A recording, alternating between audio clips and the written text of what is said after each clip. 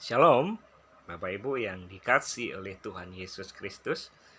Malam hari ini saya akan sedikit membagikan tips tentang bagaimana cara kita menjaga rohani kita selalu siap sedia, selalu dalam kondisi siap untuk menjelang kedatangan Tuhan yang kedua kali.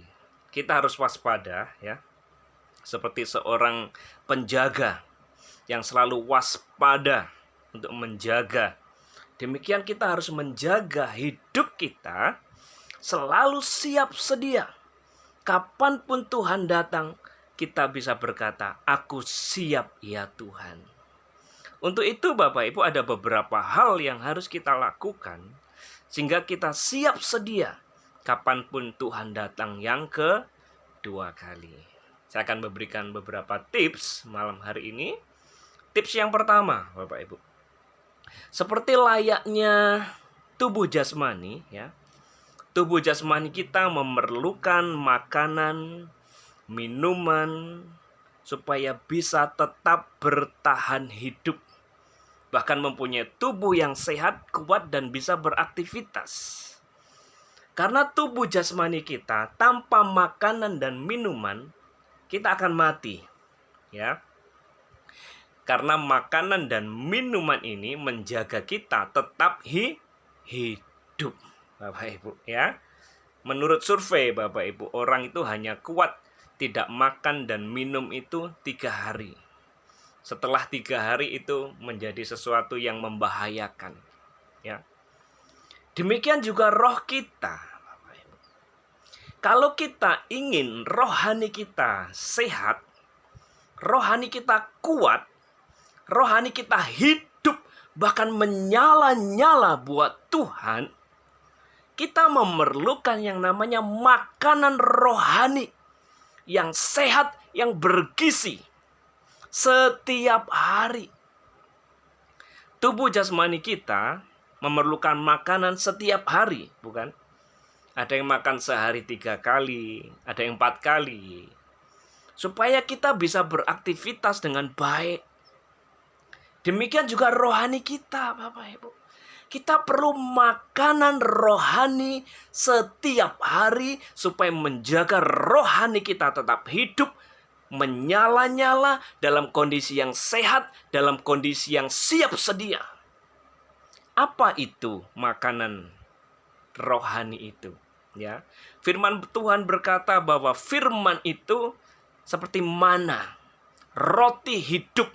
Itu makanan rohani buat kita. Jadi seperti ibarat saya mau bilang ini adalah saat teduh kita bersama dengan Tuhan. Jadi Bapak Ibu yang dikasihi Tuhan, kalau kita menginginkan rohani kita sehat dan kuat, kita harus yang namanya makan makanan rohani setiap hari. Rutin.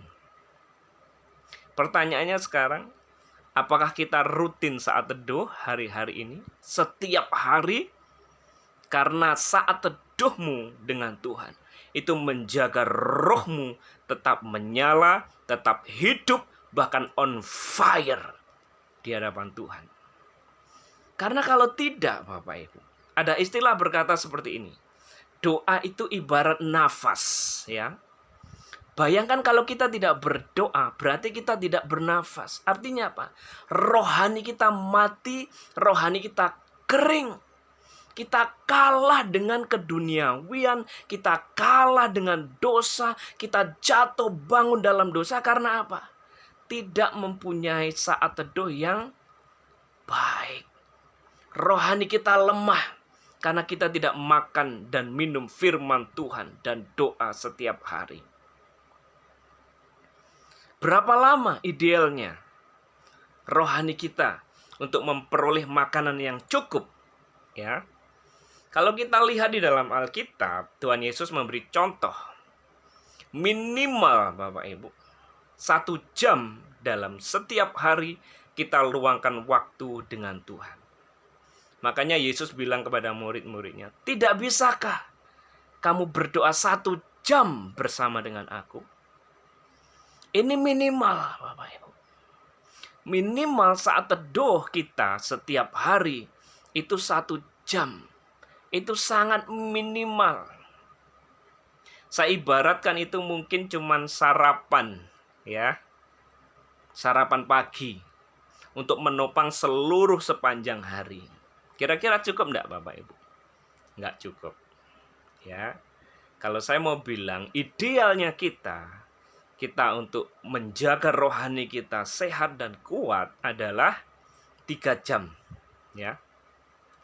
Coba kita berkomitmen hari ini Bapak Ibu, luangkan waktu minimal 3 jam setiap hari. Kita ambil saat teduh, berdoa, baca firman, supaya rohani kita kuat sehat. Kita tidak mudah kalah dengan dosa. Rohani kita tidak mengalami kekeringan. Rohani kita selalu mengalami kelimpahan daripada Tuhan. Sehingga rohani kita sehat, kuat untuk beraktivitas menjalani keseharian bersama dengan Tuhan. Itu yang pertama Bapak Ibu. Yang pertama adalah kita harus menjaga supaya kita memperoleh makanan yang sehat buat tubuh jasmani kita, ya. Rohani kita juga kita menjaga dengan melakukan saat teduh setiap hari secara rutin supaya roh kita sehat, tidak sakit-sakitan, tidak lemah, bahkan tidak mati. Bapak Ibu dikasih Tuhan, inilah yang menyebabkan banyak anak Tuhan yang selalu kalah di dalam kehidupannya dengan Tuhan karena tidak mempunyai saat-saat teduh yang rutin. Amin Bapak Ibu. Ini tips yang pertama. Mari kita memberi makanan yang sehat buat rohani kita, yaitu saat teduh pribadi setiap hari, sehingga rohani kita akan sehat, akan kuat, bahkan on fire dalam melayani Tuhan. Minimal 1 jam setiap hari. Kalau idealnya 3 jam setiap hari. Supaya kita benar-benar puas dengan Tuhan, ya. 3 jam itu sedikit. Anggap saja ini 1/10 dari 24 jam yang kita punya. Amin Bapak Ibu. Yang kedua adalah tubuh kita juga tidak boleh hanya makan dan minum saja, tetapi perlu yang namanya aktivitas. Perlu yang namanya olahraga supaya sehat. Kalau kita cuma makan, minum, tidur, makan, minum, tidur, apa yang terjadi? Sakit juga Bapak Ibu, ya. Karena tubuhnya tidak dipakai gerak. Ada orang Kristen yang sangat aneh menurut saya. Sukanya mungkin doa, puasa, baca firman, tetapi dia tidak bergaul dengan siapapun, tidak mau melayani, tidak mau menginjil, dan segala macam. Tuhan tidak menciptakan kita seperti pertapa-pertapa rohani, Bapak Ibu. Jadi kita perlu melatih apa yang ada dalam diri kita, ya. Kita tidak bisa hanya berdoa saat teduh aja, tapi kita perlu action di dalam kehidupan kita sehari-hari.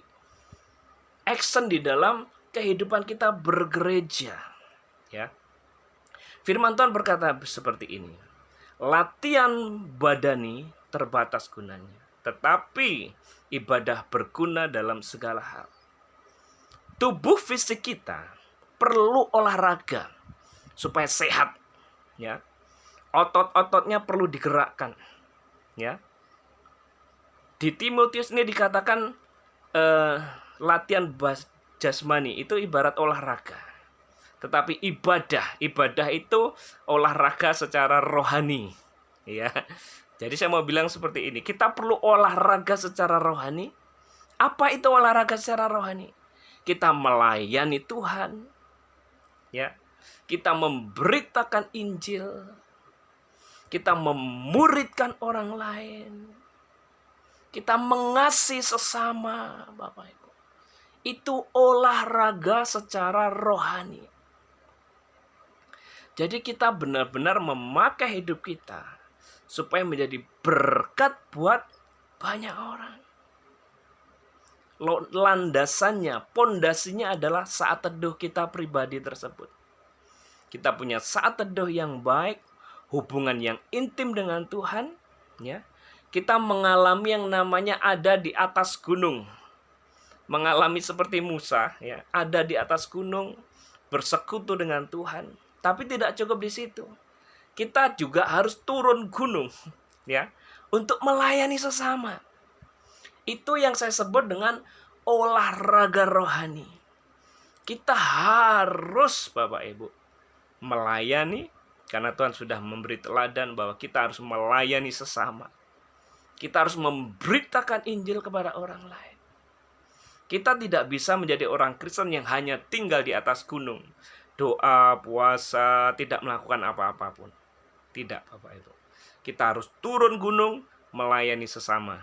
Kita tidak hanya menginjakkan kaki kita di atas langit, tetapi kita juga harus menginjakkan kaki kita di atas bumi untuk melayani sesama. Ini yang perlu kita lakukan, supaya kita menjaga rohani kita selalu siap sedia menjelang kedatangan Tuhan yang kedua kali. Jadi kita tidak pasif, Bapak Ibu, ya, cuman menunggu doa. No. Di dalam penantian kita akan kedatangan Tuhan, yang pertama yang harus kita lakukan adalah kita bangun saat teduh kita. Pondasi yang kuat, hubungan yang intim dengan Tuhan, lakukan ini. Yang kedua, kita mulai yang namanya olahraga rohani. Apa itu? Kita melayani, kita mengasihi, kita memberitakan Injil. Apa yang diperintahkan Tuhan, jadikan semua bangsa muridku. Lakukan itu, Bapak Ibu. Supaya otot-otot rohani kita bergerak. Supaya otot-otot rohani kita mulai belajar, Bapak Ibu, ya. Dipakai, digunakan. Semua karunia yang Tuhan berikan itu kita pakai untuk kemuliaan nama Tuhan. Ya.